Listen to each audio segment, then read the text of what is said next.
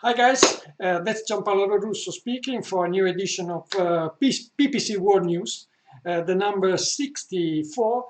Here we have with us, virtually with us, of course, Navah Hopkins from USA. Hi Navah. Hi, how are you? I hope all is well, and that everyone is being safe, and that we're using this time where we maybe have to stay inside a little bit more often to innovate ourselves, innovate our campaigns, and most specifically being it to ourselves. Yeah, perfect. But I completely agree. She'll be also with us at ADworld Experience in October 15th and 16th in Italy. Let's hopefully that's the new date. Okay. Um, let's move to the first piece of news. Here we have a post by Tinuiti Andy Taylor, and they are reporting uh, some shifts in usage in various PPC platforms. They are saying more or less that all platforms are seeing, of course, um, decreasing both decreasing budgets, CPCs, and most of all conversion rates. With an exception, he says that Amazon is having a little better performance now, but I can say that I suspect, because we in Europe, at least for this thing, are a little ahead of you.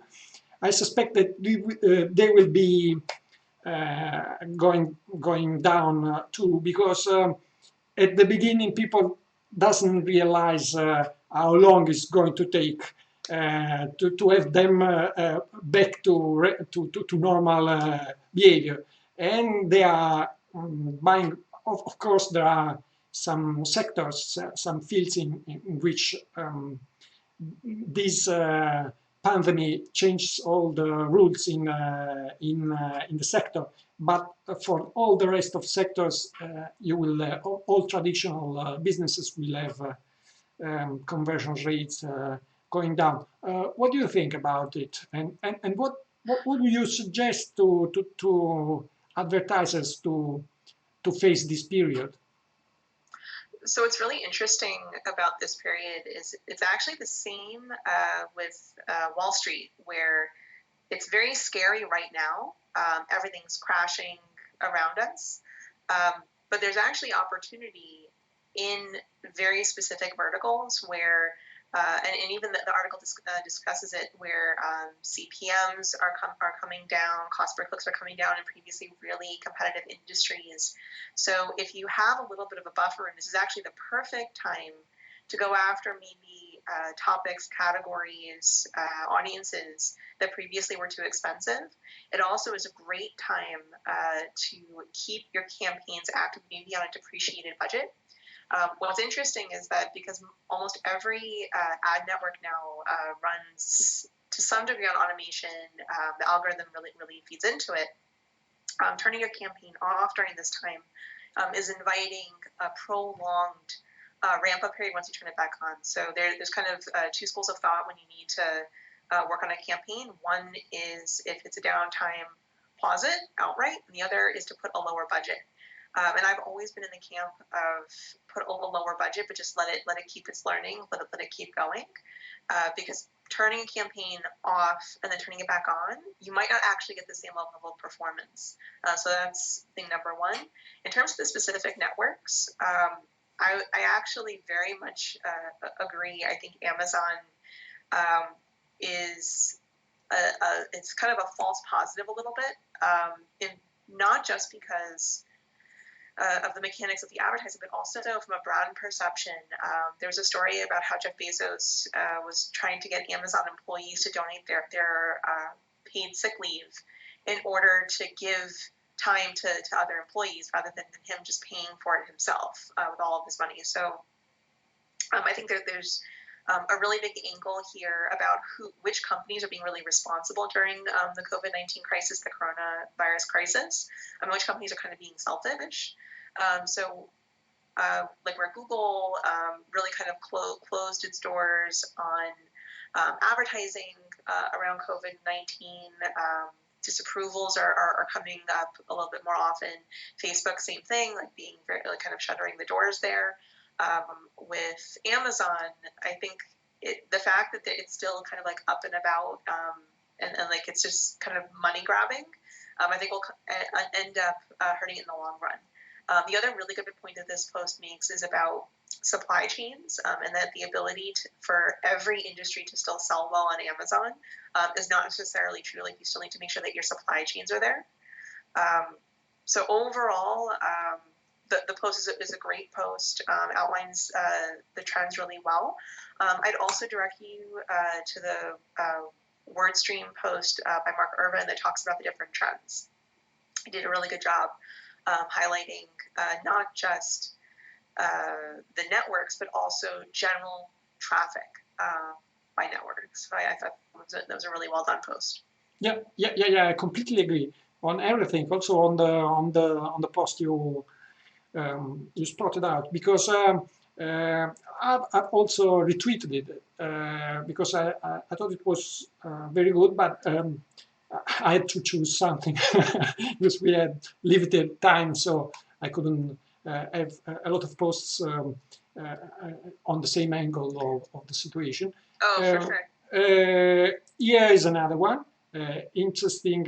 It's not a new one, but yeah.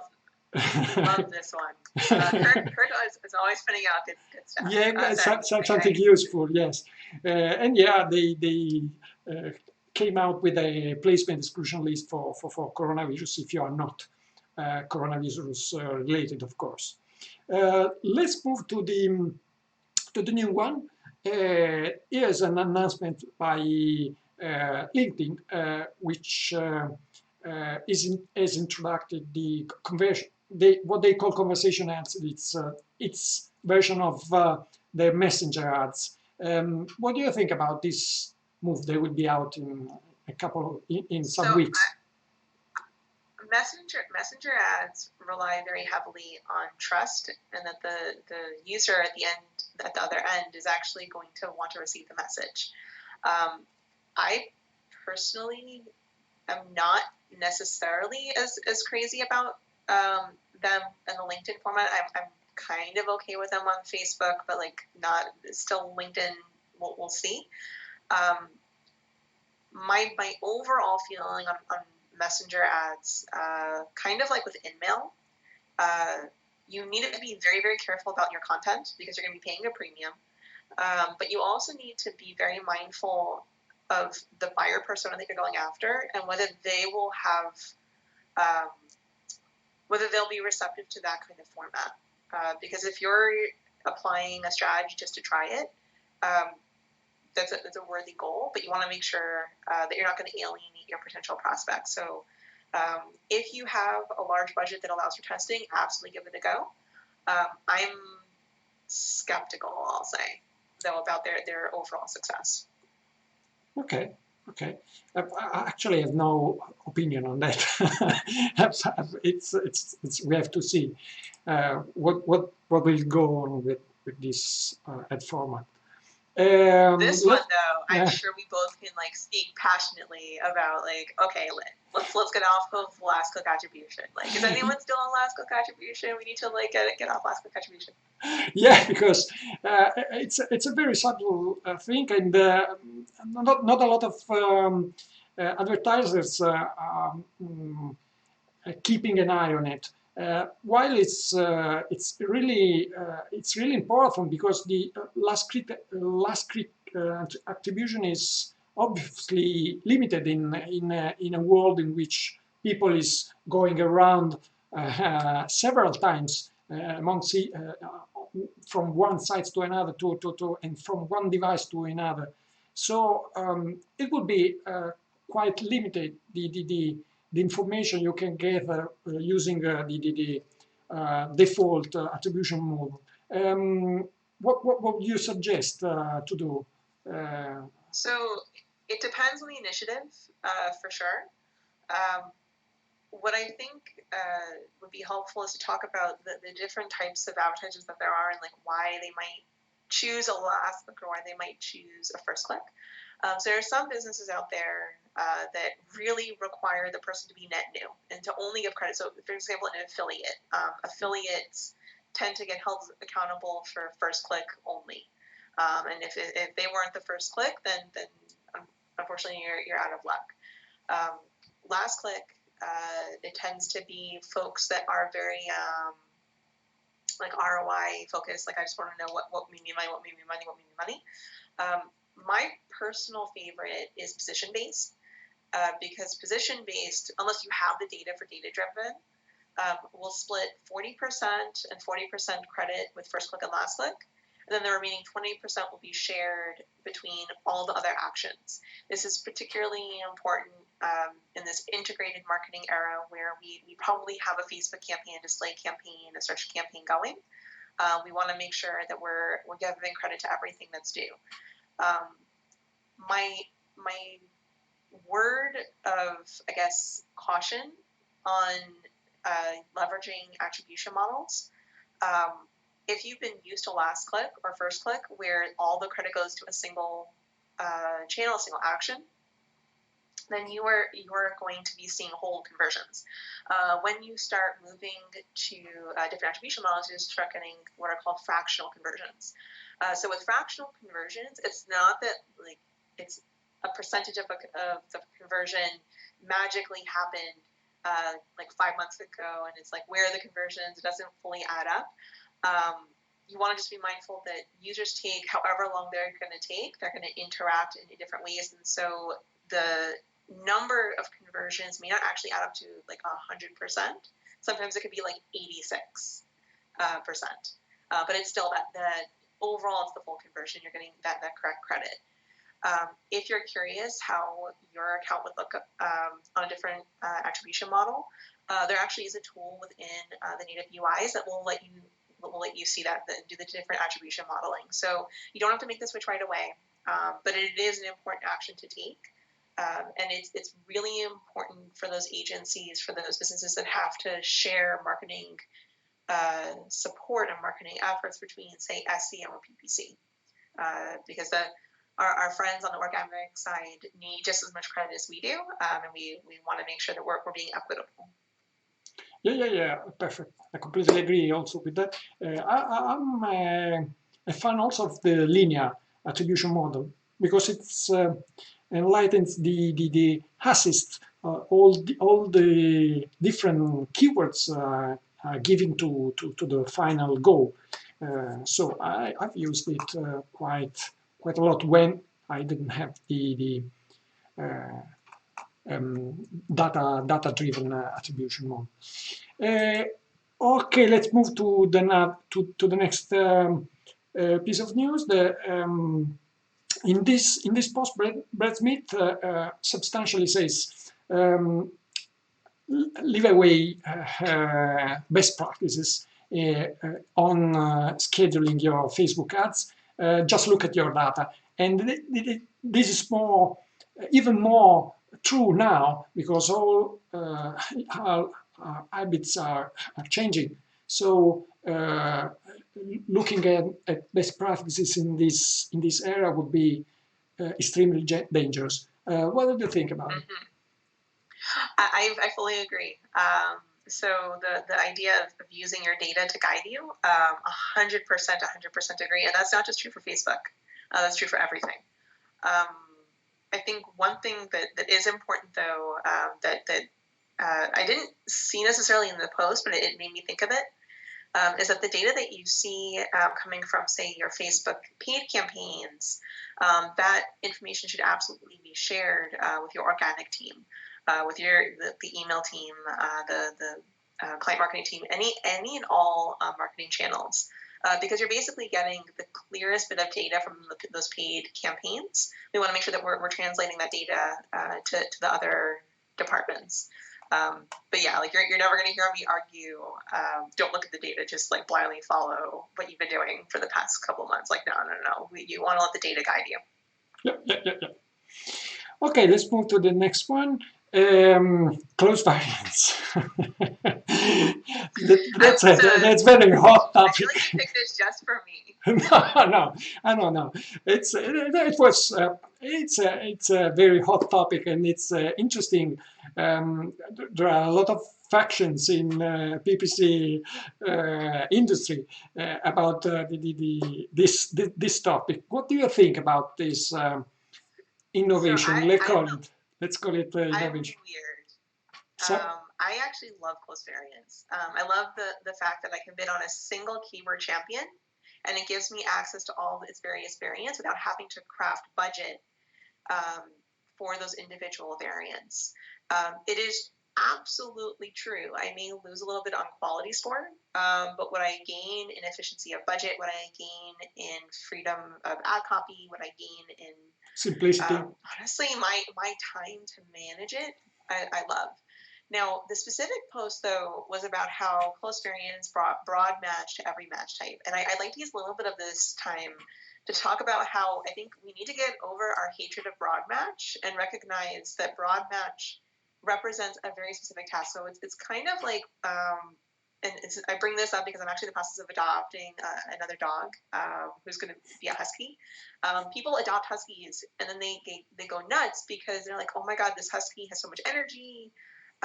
They're tearing up my house, like blah, blah, blah. The husky was bored. So just like you don't blame the dog, you blame the owner for not setting up a good structure.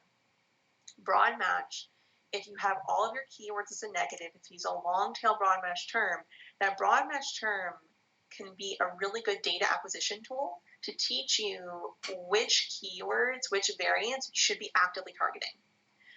It's the same thing with dynamic search ads. Exactly. You let your prospects teach you what to go after, and then you actively target on phrase and exact the keyword champion that you want. I will say I do not use nearly as much mod broad as I used to. So if you asked 4 or 5 year old or 4 or 5 years ago, what would I say? I'd be all in on mod broad. Now I'm actually far more a fan of phrase match keyword concepts and exact keyword concepts with maybe a 4-word long or maybe a 3-word long, depending on the industry, mod broad. And then a single, so one time I'll say a single keyword ad group is a good thing. A single broad match champion.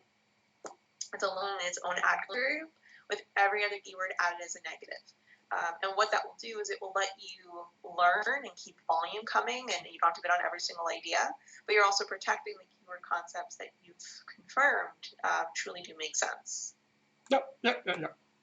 Completely agree also on this. We're not discussing about anything. You're like, what is the one soapbox Navah loves to get up on? And it's like this. Yeah, but I'm a big fan of the broad modifier. I completely agree with the slightest variant of the broad match modified, which is one of my favorite one, and then exact. So I'm not very fond of phrase match. I use only occasionally. Okay, just to underline a difference. That's fair. Okay, let's move to the last news. Responsive display ads. What do you think about it? Do it. Yeah. Is there a reason that we're not doing responsive display? So the main objection I've heard to responsive display ads is that you don't have full control over how the ad serves. And so if you have a really micromanaging client and they're like, they have to have it a very specific way and everything has to be approved, of course you can't run responsive display ads.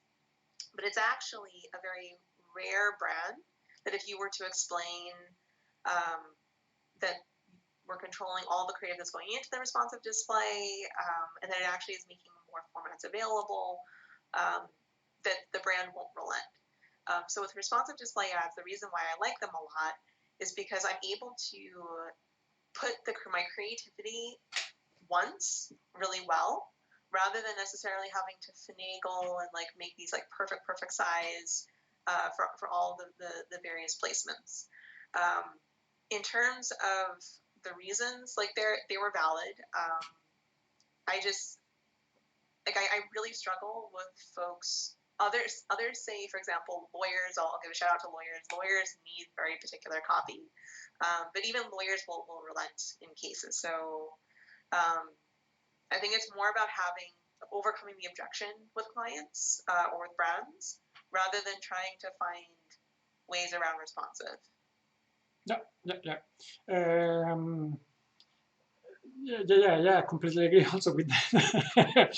And they are the new standard in Google Ads. And I think they'll be the new standard also for search adaptive display, search adaptive ads. Because they're simply more effective in even in percentage of publication. If you compare a standard ad, a standard banner with the responsive display ads, now you see 98% of the traffic is done on responsive display ads. So Google is placing them everywhere, and a lot more than regular banners. Okay, thank you for staying with us, and see you in Bologna, hopefully. Stay safe, stay at home. And likewise, I hope you and everyone in the audience is staying safe and being good to yourself. This is a crazy time, and any little thing that you can do to pay it forward to help someone else out, we're all in this together. So just thank you for having me, and here's to everyone persevering in profit. Yeah, we will win. Let's keep tight. Ciao, and thank you. Ciao.